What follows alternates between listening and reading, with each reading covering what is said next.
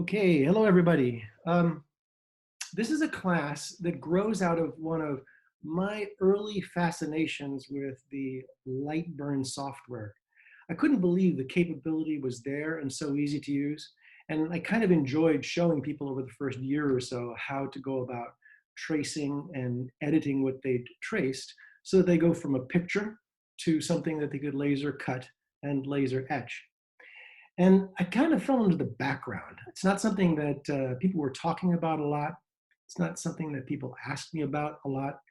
And yet the other day, Dan Gonda, who's running the holiday gift sale build exercise, um, had these elves that he showed on one of his weekly calls every Friday morning. And it came up that, hey, maybe something like that could be done quite easily with the laser and in volume as an ornament. So could we go ahead and consider doing that? So he sent me something which was a pencil drawing. We worked with that a little bit. We then worked with a picture that he took of the same design and worked with that for a little bit and produced in relatively quick fashion a really nice little laser file that allowed you to etch and cut. We'll show that in just a second. But that's the seed that got this going again. And as we saw how quickly it was useful and how we might use it in the holiday gift build, we decided that maybe I should turn this into a little bit of a show and tell for folks. On the one hand, it's a good skill to have. And on the other hand, if people really like doing this, maybe they'll get involved in the holiday gift build and participate in the laser cutting activities.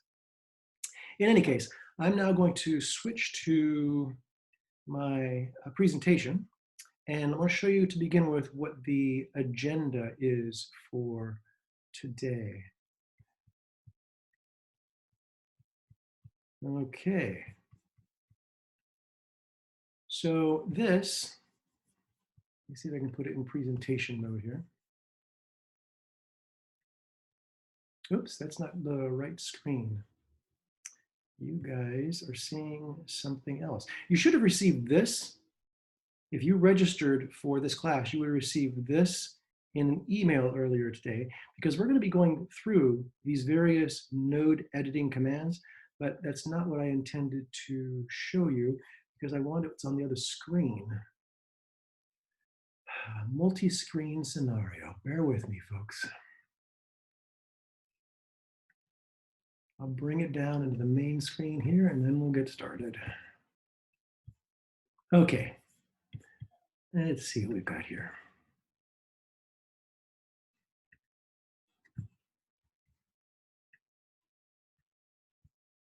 Okay, so let's see, let's get the presentation going.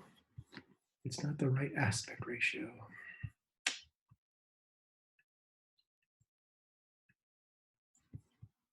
Okay, now hopefully folks can see something that is 3 pictures that are elves.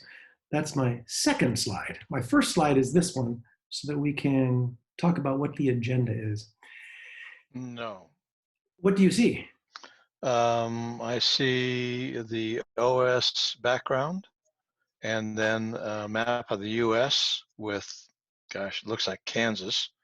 And then there's a master password window beyond. Me too. Okay, that's fine. What I need to do is move something around here.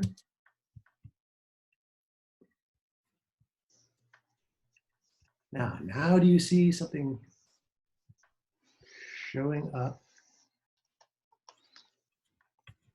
Same thing. Oh, there's some slide. Does it say tracing and node editing? And node editing, yes, yeah. Great. So this is the agenda for today. I'm going to start off with just a simple description of the overall concept of what we're shooting for. I summarize that as called the workflow overview. And then I'm going to come back and we're going to look just inside of LightBurn at the node editing function. That's that little sheet of paper I sent you folks in email earlier today, the one I just showed you a minute ago.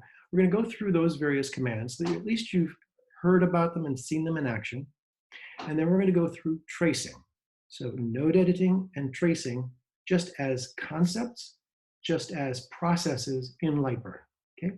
And then we're going to actually apply it to that elf that I told you about, the one that we're using for one ornament in the holiday gift sale. We're going to go through and trace and node edit. And there are a lot of lessons that we'll learn, just practically speaking, as we go through that. After we've done that, and that's largely me doing it in front of you, explaining it to you, and having you ask questions, then we're going to go out on the internet and we're going to look for some images. There are things you can do to find images that are easily traced and a lot that are not easily traced.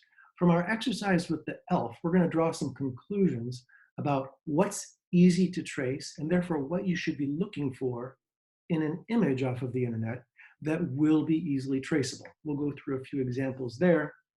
And then earlier today, Gary sent me an ornament that caught Peggy's eye. Peggy is his wife.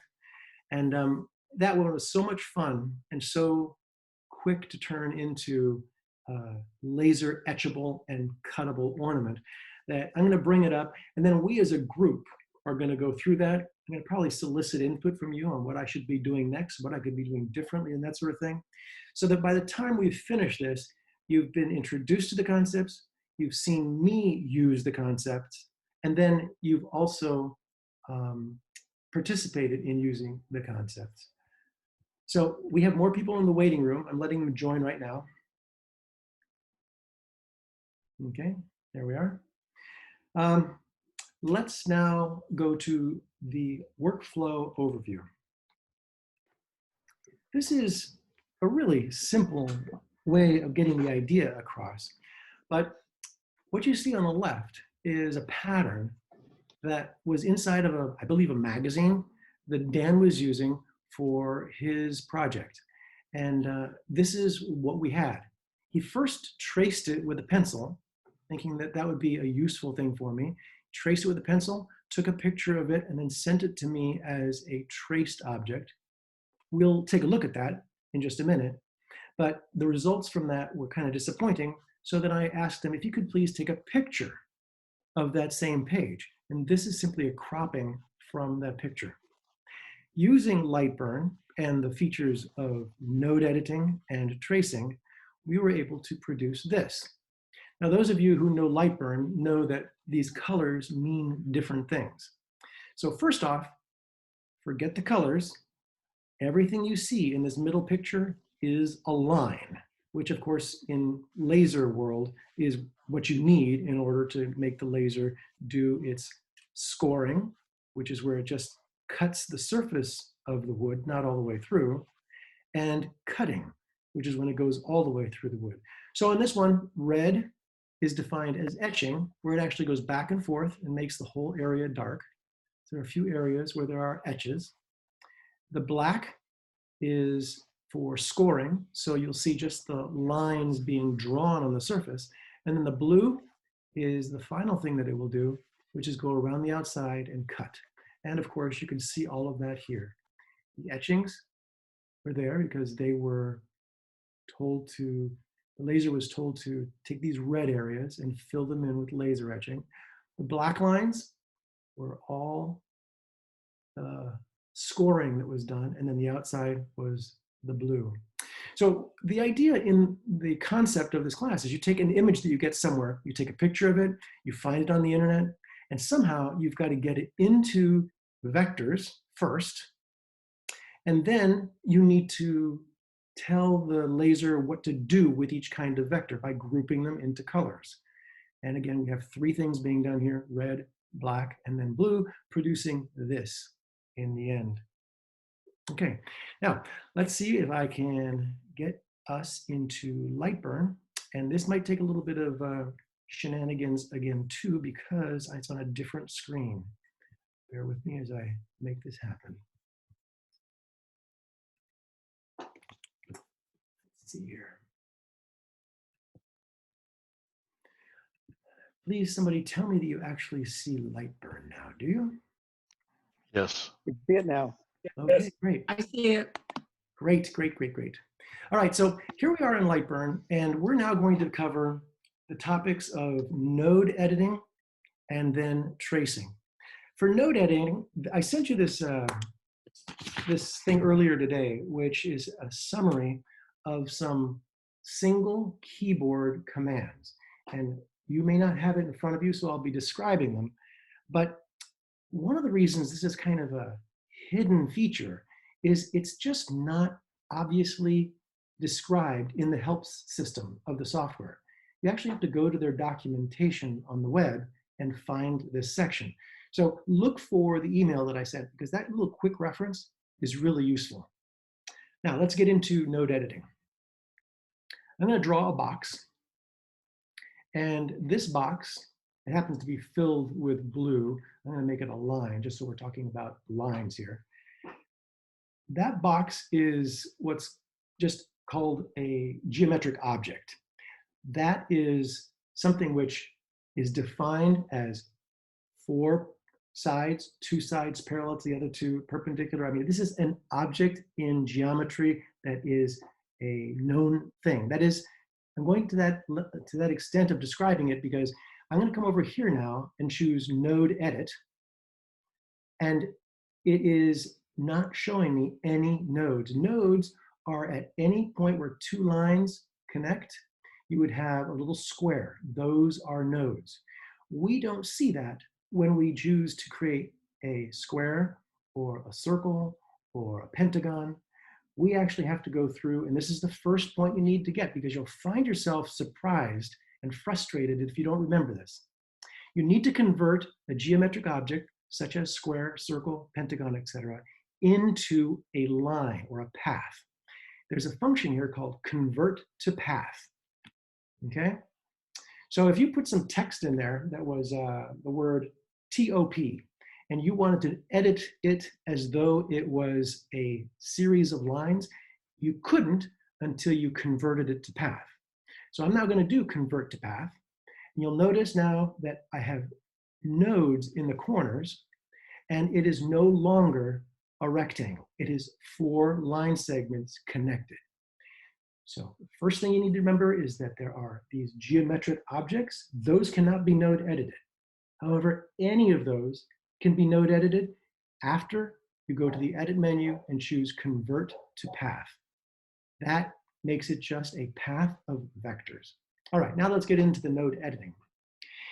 I'm going to go down this list that I provided you and just show you what each of these things can do. Each of the things that I am going to tell you, you have to hit a letter on the keyboard while your cursor is in a particular place. In this particular example, I could be on a line or I could be on a node. Okay, a node being these corner points. So the first one is if I hit an S, the letter S on the keyboard, and I'm hovering over a node. So here I am over a node. Let's go into this a little bit closer here. I'm hovering over a node, and I'm going to hit the letter S. So when I hit S, what is happening here is it is converting that into a smooth node. That is, this is no longer a straight line, and this is no longer a straight line. Instead, they are 2 line segments that are defined by these tangents. There are these 2, this one and this one, that affect this line. And then there's this one and this one that affect this line. Watch what happens as I increase the strength on this particular vector. It stretches it out. Push again, less strength. More strength, less strength. Okay? And I can also turn them. But notice as I turn this one, the opposing one moves in the opposite and equal direction. So this is just a way to turn 2 line segments that connect at one node into 2 smooth lines, which you can control independently. Now I said I was going to go down this list in the sequence that it's there. It's just very handy for me to jump ahead and show you one other one because I have this set of curved lines. I'm going to be over here now. And remember, when I move this, the opposite one moved in the opposite direction in an equal amount. I'm going to come back over here, and now I'm going to hit a different letter. I'm going to hit the letter C. And now, notice I can move them independently. Okay? So those are 2 examples of node editing, where at first I was on a node and I hit the letter S, turning these straight lines into curved lines, which I could do whatever I want with. And yet this line right here, they would move in equal and opposite directions until I came over here and covered this again and hit the letter C, in which case I could move these two line segments independent of one another. Okay, so I'm going to go back now to where we were, and there is our rectangle. All right, now let's go to hover over this line. Okay, we're over this line. I'm now going to hit the letter S. Now it doesn't look like anything happened except two dots appeared here and here. Well, they're the same kinds as we had before. It's just that they're now only on this line because I had my cursor over a line and hit the letter S. When I had it over a node, it affected both lines that were connected to that node. So while the first one was letter S here, turning this line and this line into smooth lines, when I was just hovering over a line and hit the letter S, it just made that one line segment a smooth line, which again, I can control with the length and the angle of the tangent controls here, okay? I'm gonna do Control Z now to go back. There's our rectangle again. Okay, now let's go to the letter D. So if I'm over a node and I hit the letter D, D is an easy one to remember because it's just delete.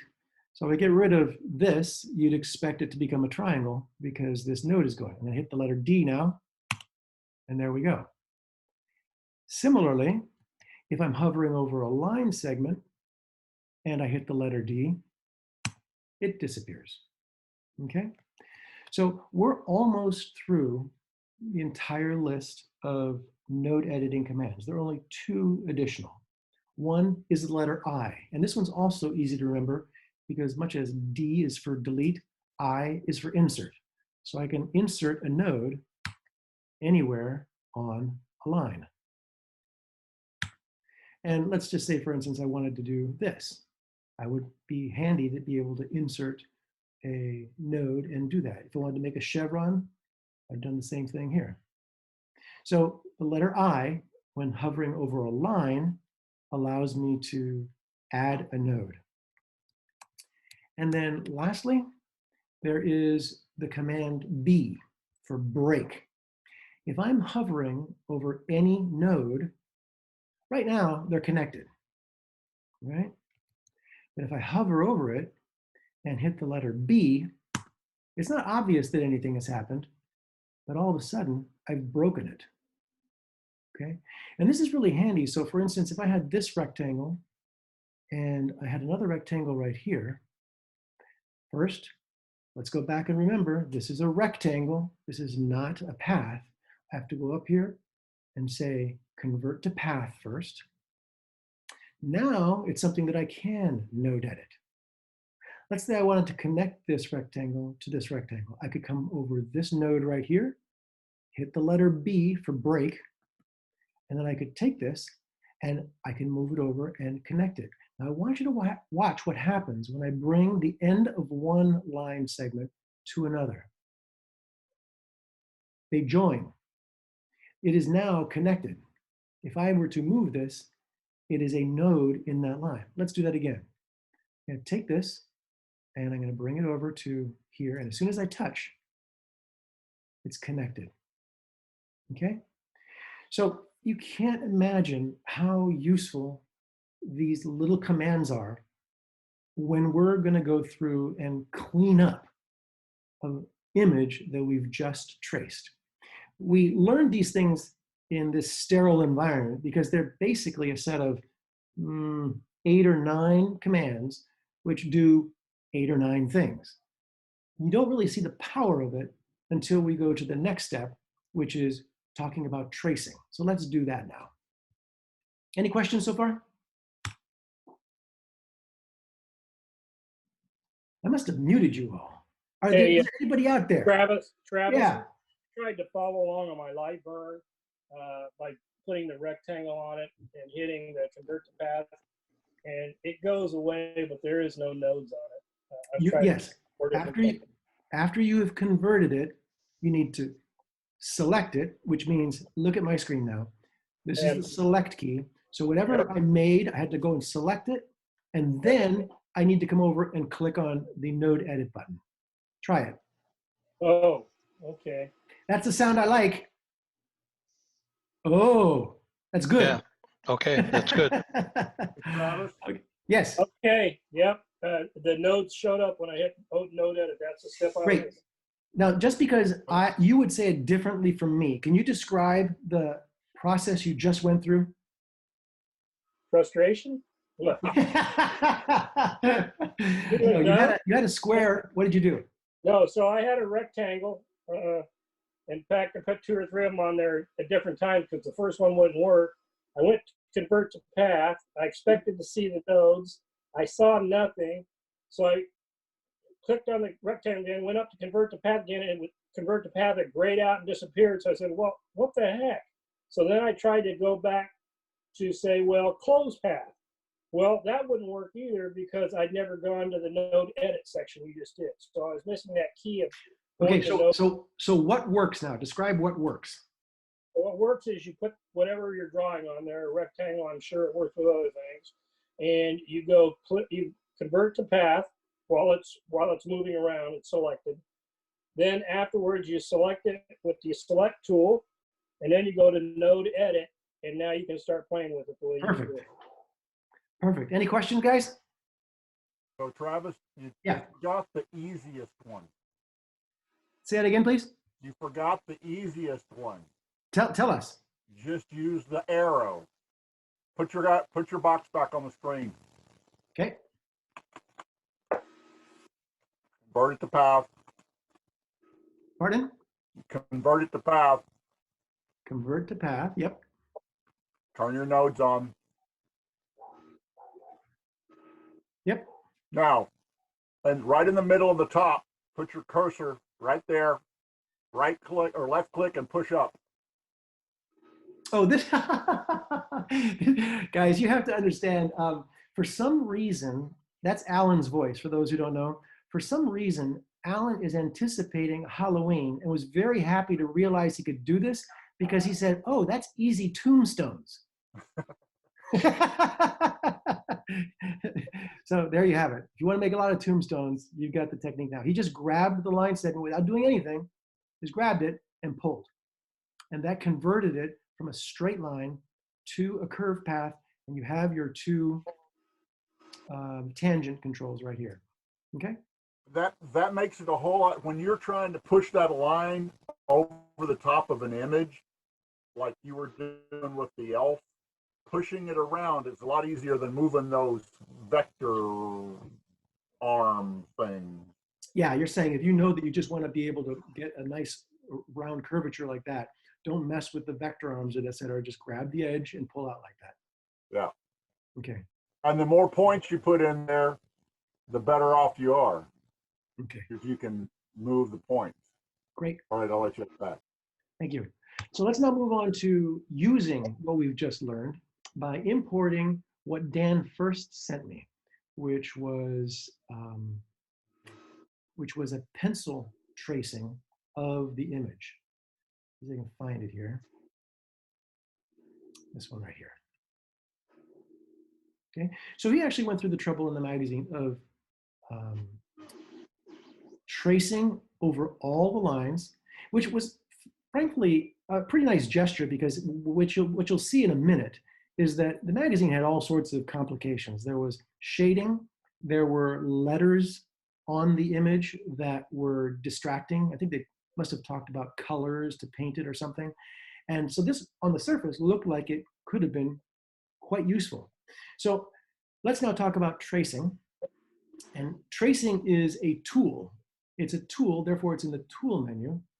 And if you go to the trace image function there, okay, you'll be brought this box. I'm gonna maximize this so we can see it better.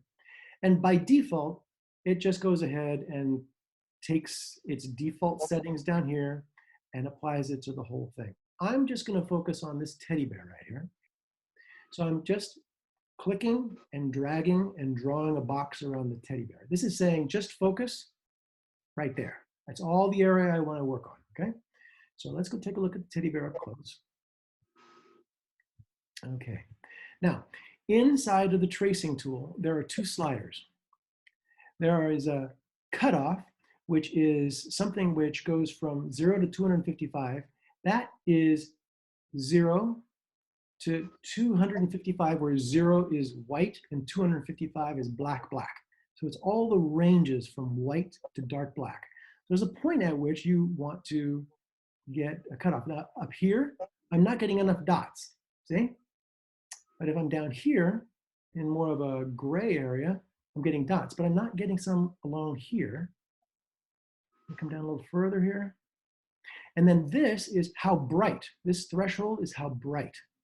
So if you come down here, I actually ended up moving the other line as well. But this is starting to take in the smaller and lighter dots as well. And as I go to the right, I end up pulling in all sorts of things. So what you do is you, knowing what you now know about these two sliders, you'll go back and forth until you get what looks right to you. And I'm just going to say that this kind of, on the surface, looks right.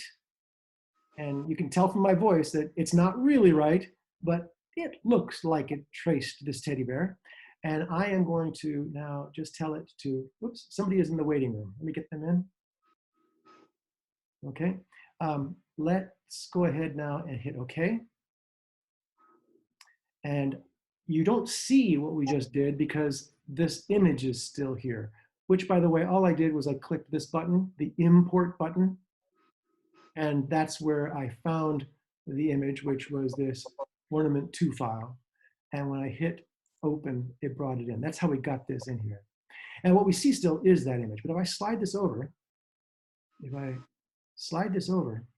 look, there is our tracing. I'm gonna go ahead and get rid of the image by hitting delete. And we're gonna zoom in on this. Now, on the one hand, it looks pretty good. Right now, if we were to take this guy and we were to do the preview function, which, if you guys remember, this little monitor right here allows us to preview. The blue line, which is all blue right now, is currently set up to be these laser settings. It's going to be doing lines, so it's scoring this. Let's just take a look at what this does. All we do is a simple trace. That's what we've got here. So if we do this, it draws all those lines, and eventually it gets rid of, it does all those dots. And on the surface, again, it looks like maybe that's okay. Somebody, could you mute? Let's see who it is. Hey, Rob, could you mute, please? Thank you. Let's go in and look closely at this. Look at what this tracing did. When the laser goes around and does this, it's gonna jog in and out and waver all over the place, do a special circle there, do a special circle there, jag and jig and just jump all over the place. Not only that, we have lots and lots of spurious noise around. Now, that spurious noise is something we're gonna clean up a little bit with just right now for a matter of practice. But if I click on this thing, it's currently all one object. Somebody remind me how you ungroup this. Ungroup. Yeah, the button up here at the top is how you ungroup it. So it's selected right now. I'm going to ungroup it. And now I can choose any individual item like that dot. And I could delete it. I hit the delete button. I could choose those guys and delete. So the exercise of cleaning up, whether we have a good scan or not, there will be this job, okay? But I'm going to tell you right now that this is not a quality etch. I can't, for instance, very easily scan this area. I have to do a lot of cleaning up. I have to get rid of these things here. I have to make sure these are closed vectors. It's a lot of work on this one. I find that when it was done with a pencil, it had enough shades of gray and enough rough edges that it didn't really trace well. So that's when I went back to Dan and I said, Dan, can we maybe take a picture of it? And that's what I'd like to move on to next. So while you can do a pencil. Travis, Yes. before you do that, I think can you try another button that you didn't show on your trace? Bring your image back up. Sure. Don't get rid of this one. I want to see if there's a difference. Okay. I think there will be. Okay. By the way, guys, you're hearing Alan's voice, and Alan will be teaching a class in the not too distant future. I think he's calling it LightBurn 201, where he starts exploring some of the less known but powerful features. And so you should expect him to chime in here as well, because he knows a lot about LightBurn. Okay, let's move this over here next to it. What would you like to do, Alan? Oh, that's not the same picture, is it? Yeah, it's the same teddy bear. Okay. So Oh, go through the I'm sorry. No, I'm sorry. That's what we're doing next. You're right. Okay. Let me bring in the old pencil drawing. That was LightBurn example 1.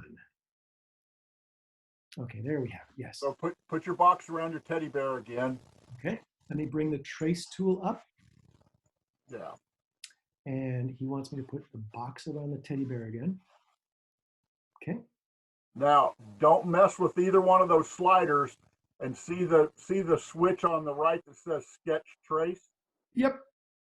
Click that, and then say OK. Okay. And then move that out of the way, and let's compare the two. Okay. It's still Oh, going. it's still thinking. Yeah.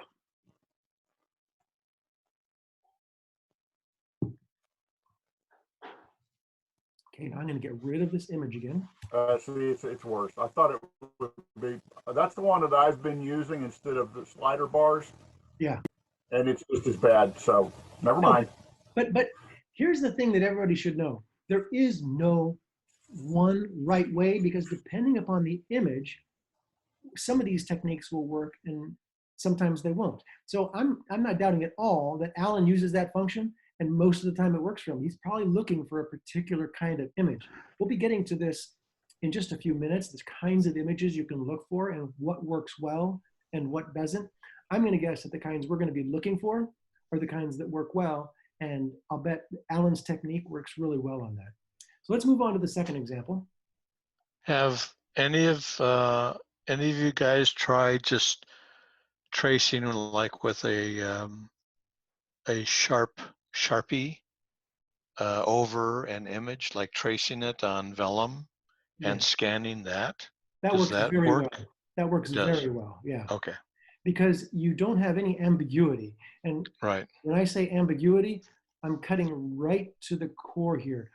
Tracing works well when you have strong contrasts next to one another. Right.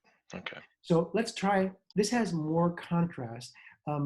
Let's say, what I mean by that is, there we have a light gray and black. That's a strong contrast. It's not as strong with this dark gray and black, but the software is going to very easily be able to tell the difference between these things.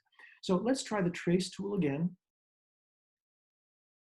And I'm going to just mark out this teddy bear.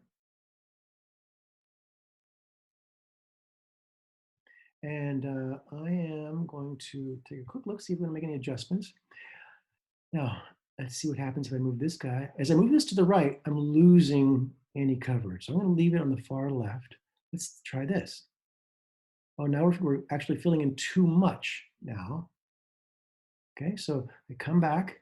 I'm trying to get where I have less of this mess in the middle here and just much of the teddy bear. So let's go ahead and a little bit more to the left. And I'm going to call that good. It looks as though, as I zoom in here, it looks as though I have very nice outer line, very nice inner line. You have a few little hooks like this, a few little oddities, but this looks pretty darn good. Let's go ahead and hit OK. And move our image. Oh, look at that.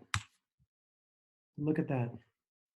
Now, I'm going to bring that image back for just a second because I want to show you one of the things that makes this an exercise that's a little more difficult than what was done by Dan is they've got the letters in here, Y, L, etc. And Dan was kind enough to just trace it without those.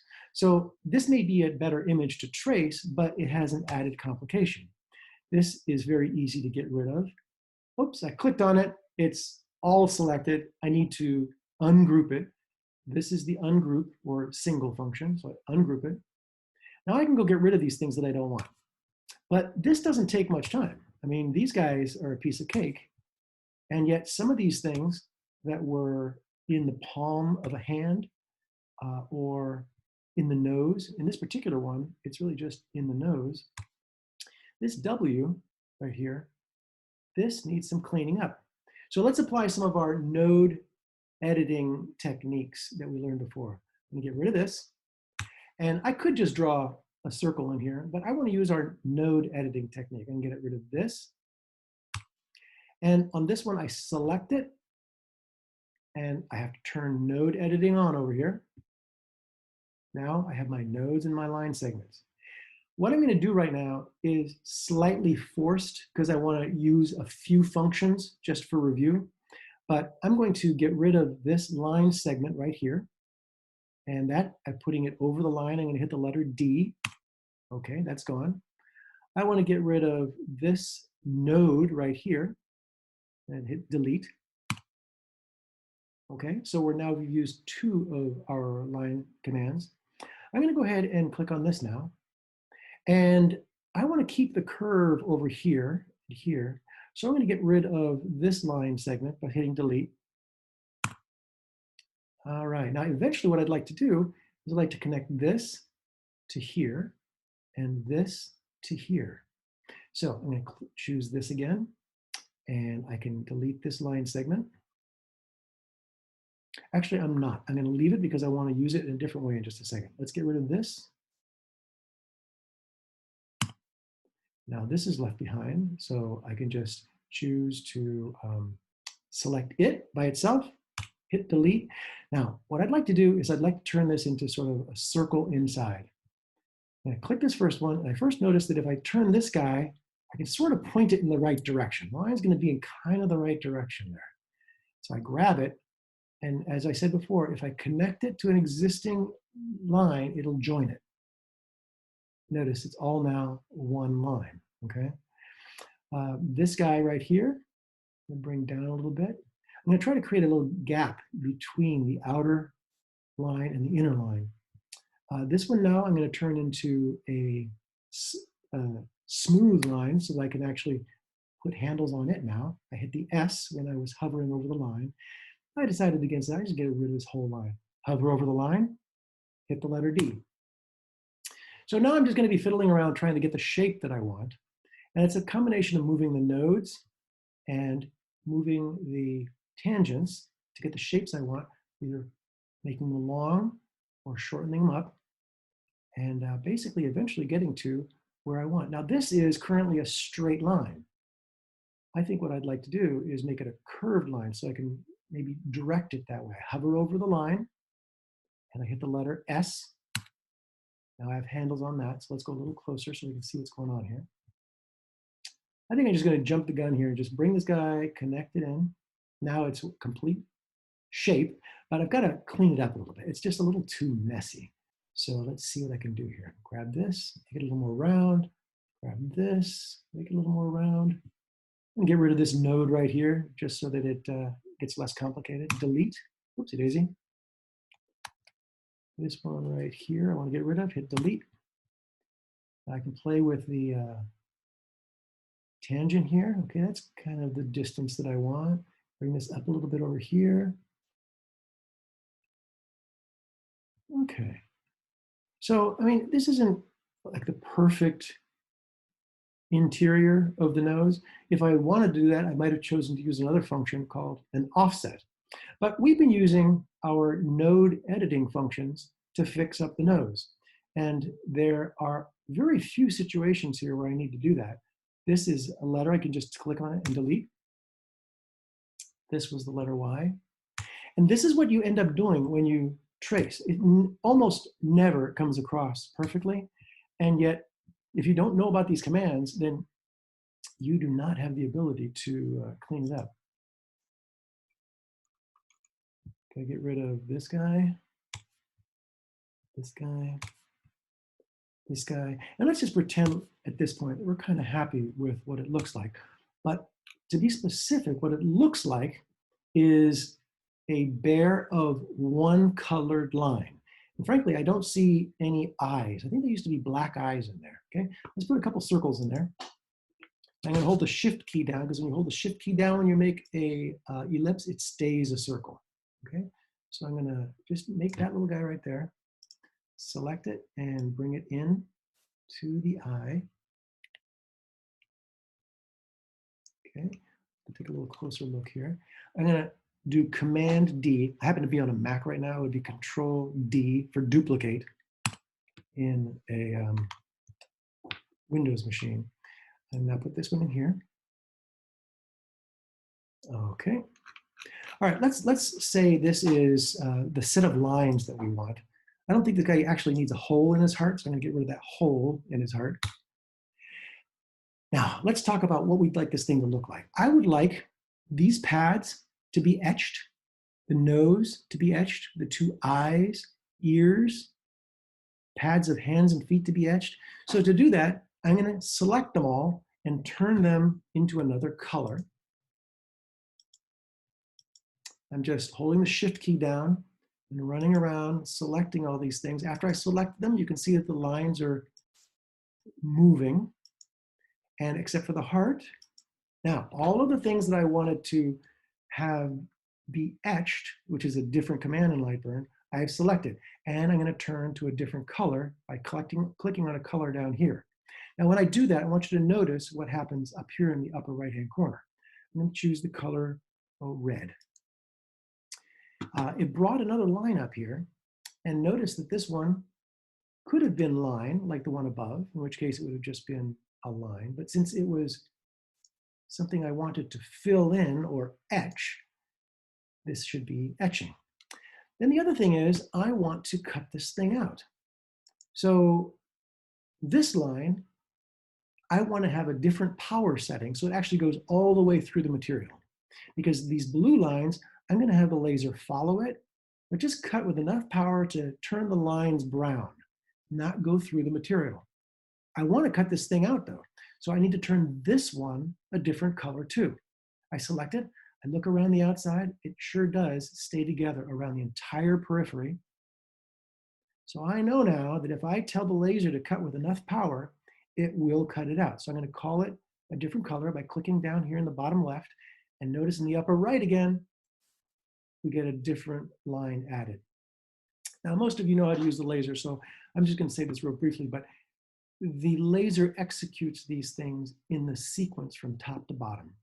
I want this thing cut out last, after I have etched and after I have scored the blue lines, which means I need to move this guy down. This is down arrow and up arrow, so down.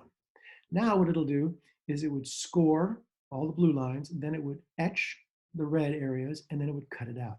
I happen to like to etch before I score, so I'm gonna move it up. All right. Now, I think that other than the settings in here, which we're not going to go into, these are the speed and power settings for each of these. We're just going to assume right now that that's right. And if we had the shop to go to, we could actually test it out. But I want to preview what we've done here. And that's this button right here. So if I hit the preview button and scroll back to the very beginning, I can now progress through this cut. It says the total estimated time for it is 2 minutes and 17 seconds. And 1 minute and 13 of that is actually cutting. And then it's moving the rest of the time. Let's go ahead and scroll this thing to the right. So here you see it's doing its etching like it's supposed to. Starts at the bottom, does the pads in the feet, does the heart, does the pads in the hand, does the eyeballs, and then does the ears. Now it's starting to score. It's going around and it's cutting all those vectors, but not with enough power to go through the material. Instead, it's just going to the surface and brown, turning it brown. Here we hit the end of it. Now it's starting to cut. It's going around the entire periphery and it'll cut it out. So what we have done here is we've gone from a picture that was imported to tracing it and cleaning it up with our node editing commands, defining how we wanted those lines to be treated, whether they were etching, scoring, or cutting, and then putting them in the right order to then preview that we've got what we wanted. And so this, I'm pretty confident, would turn out just great if we had the right power settings, okay? So let's pause there. That's the end of the portion where I actually do it for you and explain every step. I want to take some questions before we then go back to the next topic, which is what do we want to look for when we're trying to find art that is going to trace more successfully as a vector, okay? Questions? No questions? Let me It's all just, You did a discovery good of, job explaining, Travis. oh, yeah. okay, thank you. Thank It's you. all discovery of things that I did not know to look for before Yeah. when I'm scanning an image and tracing an image. I'm glad you said that, because if you don't even know that it's possible, and let's say you walk away from this tonight, guys, and you just forget 100% of the details, but you remembered, hey, that was possible. There were node editing commands. At least you know then to ask somebody, go in the forums, talk to somebody who uses a laser. But if you didn't even know it was possible, you wouldn't know to ask. So I'm glad you said that, Paul. Thank you. Okay, and I'm going to try to, sorry, what? Frequently, just knowing what to call something so you know what you're looking for helps. Yep. Let's now go to another browser panel here. And unfortunately, it's not there yet. Let me grab it and put it up there. Travis, I have Somebody had a quick question? Yes, go ahead. It would. Yes? Are we going to be more successful with the things that we cut out when we do that little etched outline around them? Because I noticed that you did that. The elf has it and the teddy bear had it. So it's got the shape, but then it actually draws the image inside that shape. I couldn't have asked for a better setup question. So if you could hold that thought for about 10 minutes, you'll get the answer. Okay, thanks. All right, so let's go ahead and browse the internet. And I want to point out a few things. First off, we're going to look for horses, okay? And before we actually find our first images, I just want to remind you that the way the tracing function works is it's looking for contrast, okay? So let's go ahead and search for horses. And we get images of horses. Anybody want to guess whether or not most of these would trace well? Where you have strong contrast along the back here of this horse, you get a trace, but you get almost no detail inside the back. Most of these things would not trace well at all. So I want to introduce you to a refinement tool in Google image search. It's under this tools menu that my cursor is hovering over right now. And if you click on that, it reveals these controls. We're going to talk about 3 or 4 of them. But with horses, I just want to show you that there are different types of art you can bring up. And so if I click on this, I want to say line drawings, okay? So by doing that, it all of a sudden brings up a subset of the search. And oh my gosh, that would be so easy to trace. You would have 0 cleanup. Look at this guy right here. 0 cleanup. You could trace that and have 100% right off the bat. Now here you have one that has a little more, this is spotty. This looks like it is literally a line drawing. So you have pencil markings. There are different shades of black in there. This one would be a big cleanup job. But just look at what happened when we went from this, from the first one we had, this one, just by adding in that we wanted to use line drawings, we went to something that was just remarkably more traceable. Now, would that be the same as silhouettes? Silhouettes are actually the easiest thing to trace. But when you have a silhouette, you lose all of the details. So for instance, this guy right here, I would want the main detail, the halter detail, the eye detail.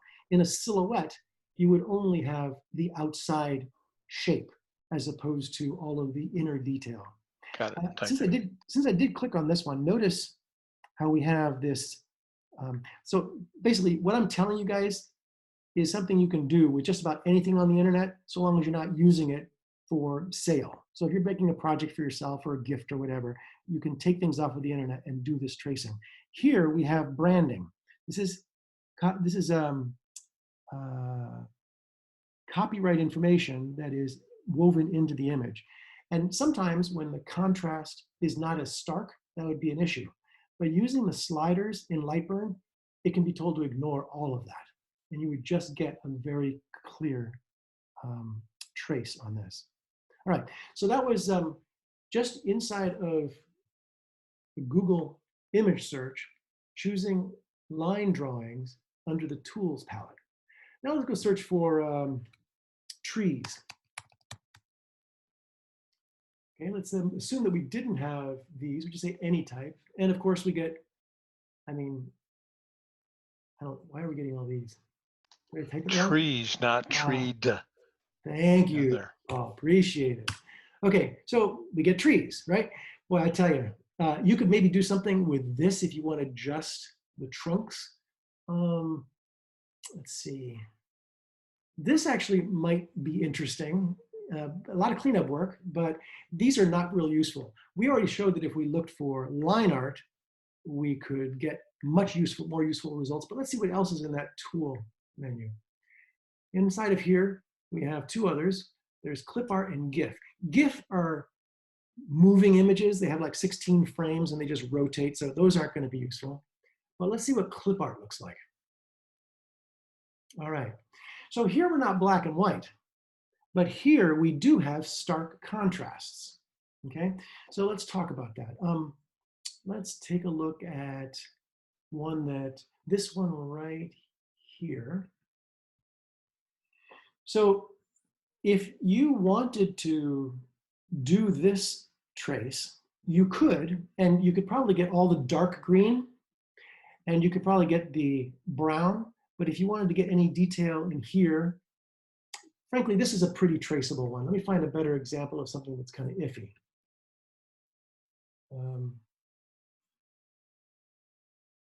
Something where contrast is not as stark. Here we go. Okay, this you would end up being able to trace different portions of it, and you could probably recreate it all, but you might have to trace it once to get all the lighter ones, and then trace it again to get all the medium color ones, and then trace it a third time to get all the darker contrast ones, and then you'd have to reassemble. So it would be a lot of work. But frankly, a lot of this stuff on here would be great. Let's get a multicolored one and talk about why that is so easy to trace. The reason is because it wasn't black against white contrast that we were looking for, it was contrast. So it is easy for software to see the distinction between this red and this black. It's easy for it to see between this yellow and this black and this white. So where you have contrast, you can do some easy tracing. And that means that using clip art, which was the item we were just looking under here, so using clip art as well as line drawings is a way to do that. Now, let's change and go to, look for one last item. Let's look for stars. Now, we already know that if we went to stars and we were just looking at anything, we would get a lot of variety. We also know that if we chose stars and went to either clip art or line drawings, we would get better, more easily traced options. So let's go to clip art again. And here we're getting a lot of things that are traceable. This one right here, though, is kind of got a 3D look to it. And there's not a lot of stark contrast there, but I can just say I want stars that are also just black and white. And this, you're going to be able to trace just about every one of these things without any real issue. So you can combine these things. You can say clip art and black and white. You can say clip art and red. And again, as long as you've got stark contrast, you can work with it. So here we have the 3D effect that is with more contrast. Here you do have it as well.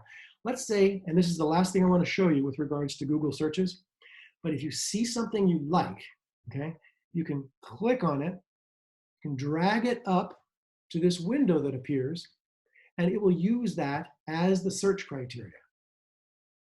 It's not doing it right now. Oh, it did do it, okay.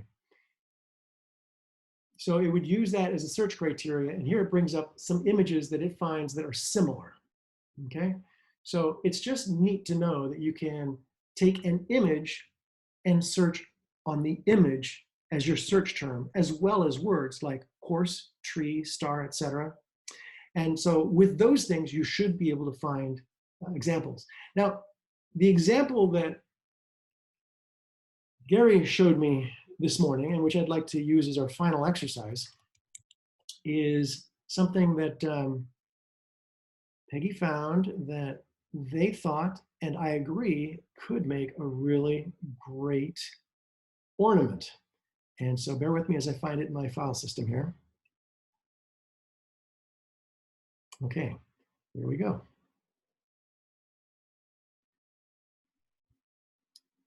He said with utmost confidence.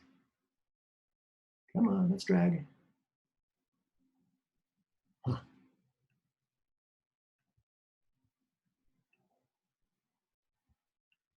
There we go.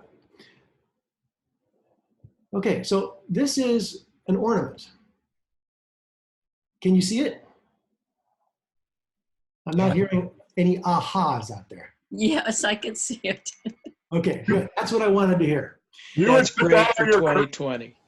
Is that because everybody's, yeah, thank you. Is that because everybody's jaw dropped? That nobody said anything?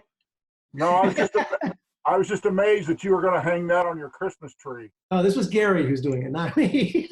It's wrapped the wrong way, though. No, it's wrapped the right way, Paul.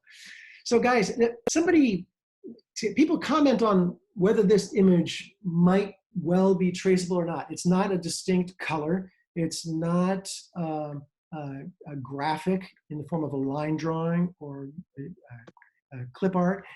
And yet it has contrast, right? So should we give it a try? Yes, let's do it. Yes, thank you, everybody. It has a strong beige line all the way around. Except Yes. Right. Let's do this in LightBurn now then. I have to switch back to LightBurn, and then we'll get going. Can you see LightBurn now? Do you see the teddy bear? Yes. Thank you. Yes. Yes. I'm now going to hit this first icon up top, which clears the board. We're going to get rid of the teddy bear. And then I'm going to use this import button right here. And I'm going to look for TP 2020.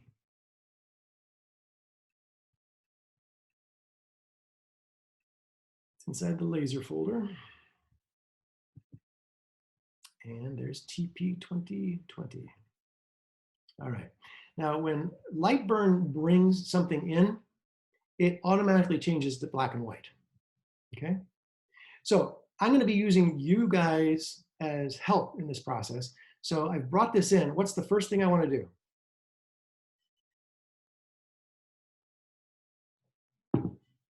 I'm going to go ahead and bring up the trace tool. So it was already selected, and there's the trace tool. Let's make this big. Okay, I'm going to zoom in because all I really care about is what we're going to etch, and I'm going to, again, draw a box around it because I don't want to mess with all those extra lines, okay? Just try to trace the minimum area, okay? Now, you can see that the organic stuff out here is just complicated, right? I mean, I really would like to minimize how much of that I get in there, but I would like to maximize. Oh, notice this. Look at how much contrast we've got here. Look at all these vectors already. Let's zoom in a little bit. Look at that. It's already tracing what I think we would like. That's great. I'm going to move these just a little bit to show you the wide variety we get, but we're going to come back to this position because it looks pretty darn good. I'm going to slide down. You start seeing noise in the dark areas. Move to the right, and all of a sudden, the lines that we want to be complete around the outside get cluttered up. You see down here? So we smoothly move this back and forth until we get what we would like. And what I want more than anything is I want all of the portions that make up this object to be as complete a set of lines as possible. I still see a gap right here. I see a big gap along here. You know, I don't think I'm going to get this outer vector. That whole outer area is going to be tough to get complete. So I think I'm going to go ahead and say I'm going to go without that very most outer line. And this is the point at which Purple Karen, we will be talking about the offset function to bring that back, okay? So here we have what I consider to be a pretty good set of settings for here. It looks like what I want. I'm gonna go ahead and hit the OK button. And we can't really see anything right now. I'm gonna get this guy out of the way. Oops, I grabbed the art instead. I'm gonna delete the art, and there we have what we've just traced. I click on it, it's all selected. What do? Ungroup. Thank you. I ungroup it. Now I'm going to go do a little cleanup. Now this looks like a lot of cleanup, but remember, if I come at something from above on the left and down, it will select things that I cover completely. So it just got that object, even though when I dragged it, I ended up touching other things. I can delete that. However, if I drag from the right-hand side and go left, anything it touches will become fully selected. So I'm going to go across here like this. Notice the line is green now. I'm not even fully encasing the thing on the left.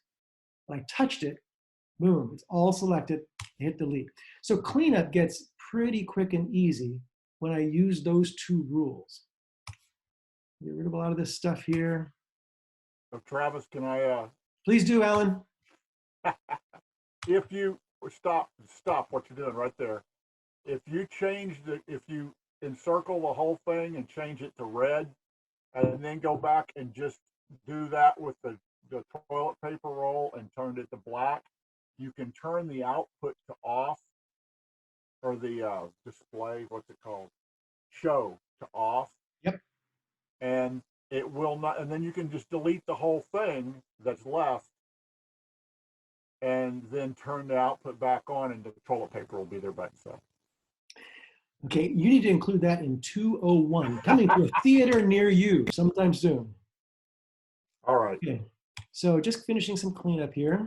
I mean, using layer control as opposed to selecting? Yes. Yeah, Okay. he's right. Got it.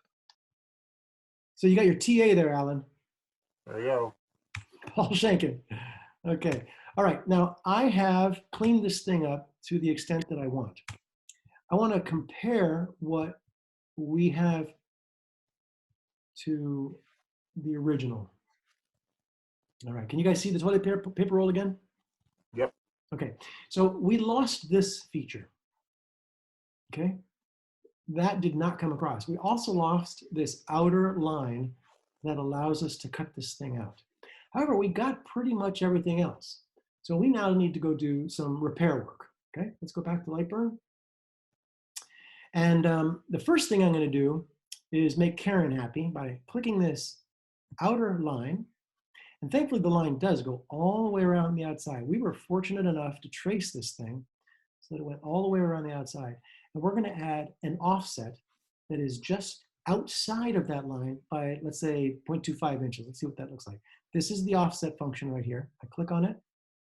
And I can do outward or inward or both. In other words, I can create lines a certain distance away, outward, or way inward, and other details here. I also can delete the original if I want to. This time I don't want to. I'm going to put in 0.25, or let's just put in 0.2. Look what happened there. It created this outer boundary. Now, if I remember in my mind's eye, I don't think that the outer gap was that big. So I'm going to bring it down a little bit. That's good.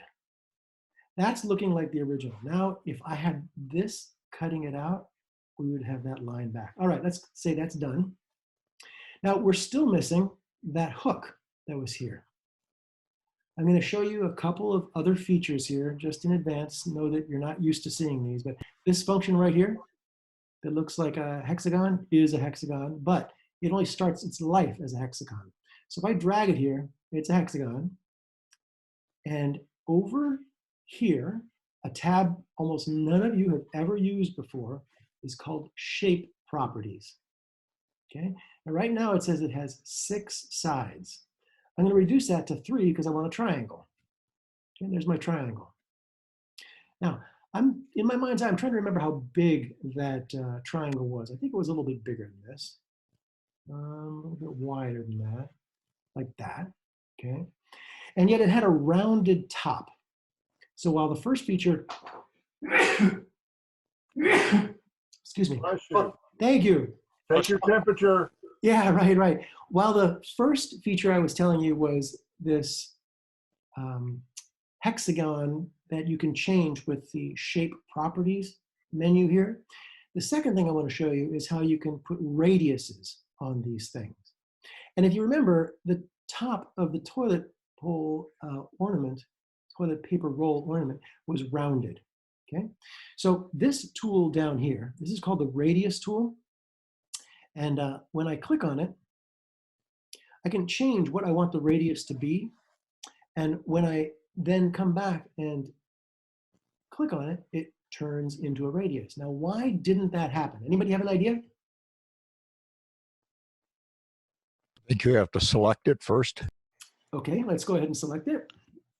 And let's Break try it it into again. nodes. And then Make it click, path. do it again. Oh, what was that? Somebody said something that was a good clue there. Change it nodes. Change it to a path. Exactly. A path. It is currently a triangle. It's one of those geometric shapes. So we have to go into edit and convert to path.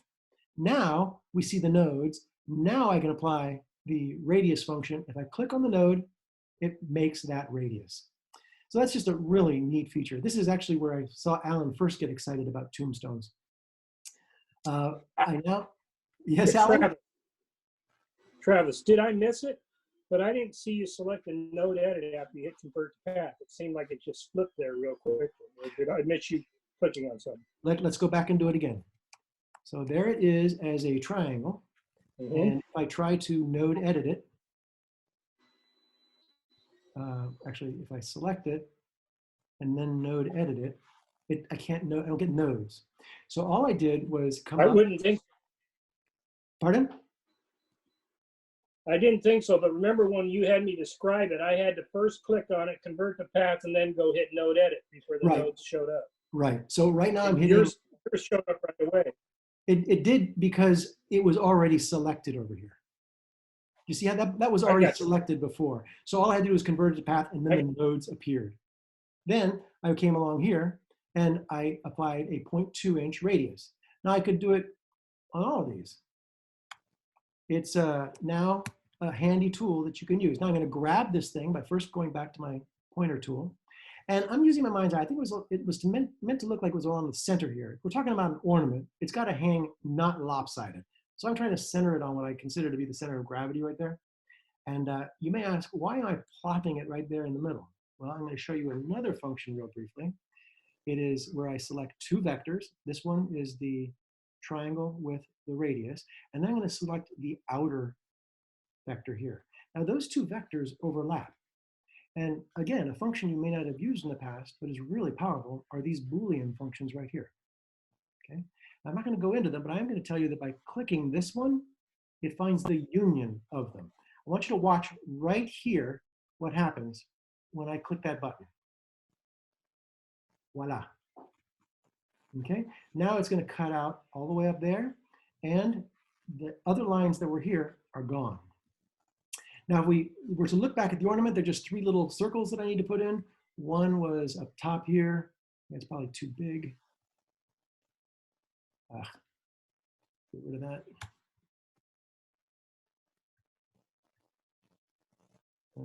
Okay, Move that guy over here. And then two other small ones.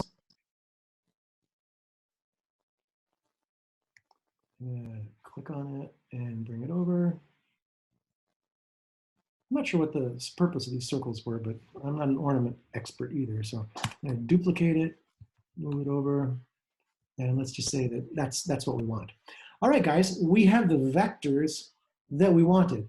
We started with a picture, just regular real world picture, but it happened to have a lot of contrast. The stuff around it was distracting. Stuff around it was a bit of a hassle to get rid of, but we got rid of it. Because there was that contrast, the tracing function worked pretty well. Right now, if you were to look at this thing, you see one color vector, which means that if we did a preview, let me bring this up. Let's see if it's a line or an etch first. It's currently black is a line. So if we brought this up, it would just be cutting the whole thing. You know, it's just going to cut. That's just the only thing that was going to do. I wanted two different things to happen here. Let's go back again and look at the original. In the original, we have shading on the back side and shading in the letters. The toilet paper itself is white, which is what we'd hope. Let's go back to LightBurn. And let's then say the outside line, which we want to have cut, and these two circles, which we want to have cut, are going to be now blue. Okay? I want to change the black lines now to fill for etching, but let's see what happens. Oh, it actually worked. I did this earlier today, and all the toilet paper was black, and the numbers were white, and that was because I had a break in the line up here somewhere. So it reversed all the logic. I was hopefully going to take you through that, but regardless, we got the result we wanted. Let's now try to preview this. Clicking on it, take it back to the very beginning. We expect it to etch first, bottom up. And once we get to the top, it then does its cuts. It did the three circles first, and then it goes around the outside and cuts it out. Ladies and gentlemen, we have gone from a picture of a laser cut 2020 symbol of shortage in toilet paper to a laser cut pattern where we can produce 50 for the holiday gift sale, and we're looking for a volunteer. Okay, first to step up, who is it? Darn, Dan, I was hoping that would work. Boy, dead silence. I don't have a laser. we can figure out how to make that work. Don't worry about it. Anybody wants to sign up, just contact me afterwards. But that kind of concludes what we were trying to do here. I wanted to do this last example because I wanted to actually take a real world example that Gary gave me Gary, when did you give that to me? This morning? Yesterday? This morning. This morning, okay. So this was a very well-timed gift from Gary, and I thought we'd just turn it into our exercise. I'd now like to turn it into open questions and comments, whatever. I'm going to turn the display back so that anybody who's talking will be able to grab it. Let me get out of this stop sharing screen. Okay. And comments. So we can scale that guy down very easily instead of a 6-inch roll, because we want it as an ornament, to a 1.5 inch, 2-inch wide ornament. Yep. And you can crank them out by the dozen. Hey, where's Tim? I gotta see Tim's picture. I want to see how dark it is outside. Oh my gosh. Marty, where are you? In the Himalayas? You're muted, but she's still in evening. You know, it's not very dark there. I was in Norway once. Oh, Norway. So this is your picture from Norway. Excellent. Great. Other questions, comments? I thought that was excellent. The one question I do have is during the last part of the labels across the top line of the LightBurn program disappeared. And that happens to me and I panic because I don't know what I did or how to get back. And you didn't even seem to slow you down a bit, but right to where the button was supposed to be. How do you do that and why did it disappear? Yeah, Gary, let's actually go to where you're saying, because right off the bat, I don't recognize you. You want me to be in LightBurn, right? Okay, so now where was it that you were feeling disconcerted? Right at the top, there's no labels anymore. Labels, you mean like Like, underneath these like icons? words. I'll bet you that that is nothing more than a preference. Let's take a look. LightBurn preferences.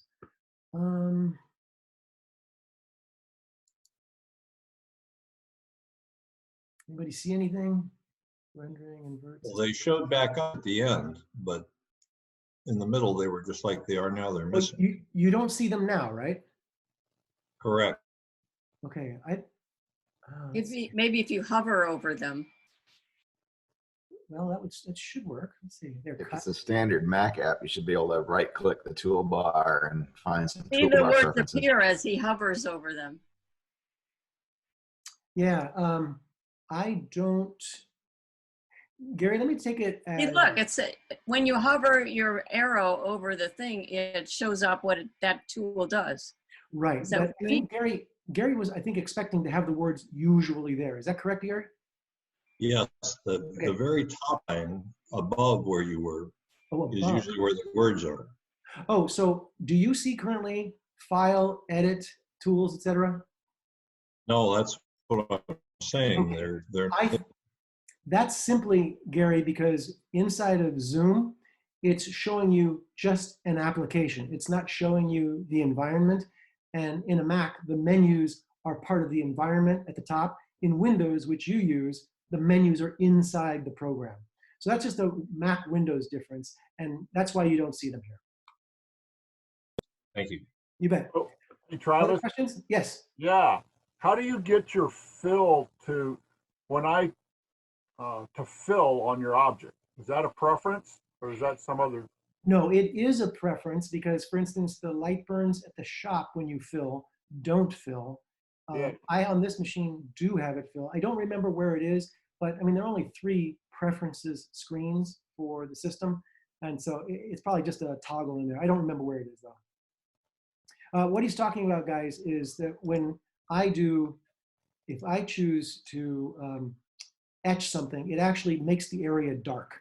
It really looks like it's been etched. And that's kind of nice to give you a sense of how it will look when you use the program, when you actually do the etching. In the shop, you don't actually get the benefit of that until you do this preview. Only here in the shop do you see the etching happen. Whereas the way I have my software configured, you can see it when you're in the design side of things. Other questions, comments? I have a suggestion. Go, Paul, number 3. When you brought the photograph of the laser cut ornament into LightBurn, the first thing that happened was it went to black and white. And that throws away a lot of useful information that could be used to make the tracing work better. Yeah. You have an image editing tool like Photoshop available. You can bring that photograph into Photoshop and do some enhancement on the image based on the colors before you bring it into Lightroom. Yep. For instance, the easiest thing to do would be just look at the red, green, and blue channels, and whichever one looks most like what you want, just export that as a bitmap and use that in Lightburn, and then you'll have some of the color doing the work for you instead of throwing it all. Yep. Another example, if you take it through a photo processing software, is just really ratcheting up contrast. Because there you're getting really clean distinctions between the pieces. It won't look good to our eye, but so far as Lightburn is concerned, since it's looking for those contrasts, it's just an alternative. I don't know if it can be brought into Lightburn still in color. I've never looked into that. I just always noticed that when you drag a color image into Lightburn, it converts it to black and white. Other comments? Just a general question. If we're looking at making some of these ornaments for the holiday build, do we want to try and standardize on ornament size? It sounds to me like a very reasonable thing to do. I think maybe we should bring that up on the Friday call with Dan, but let's you and I and other people who are doing these maybe have a quick conversation about it. I think that 3 inches is kind of where I've been personally shooting for, but we can decide at the meeting. And just so everybody knows, Dan holds this meeting every Friday at 10 a.m. It's just a touch base. We're taking responsibility for different projects. People are making different things, and we're seeing how we're progressing towards the goal of having lots of great inventory for the holiday gift sale in the fall. Yeah, it's just managing these multitude of things that are being fabricated by a multitude of people. We don't want to have too many of one thing and not enough of another. It's just managing the efforts moving forward. Hey, Derry, you didn't have any questions throughout the course of the entire hour and a quarter?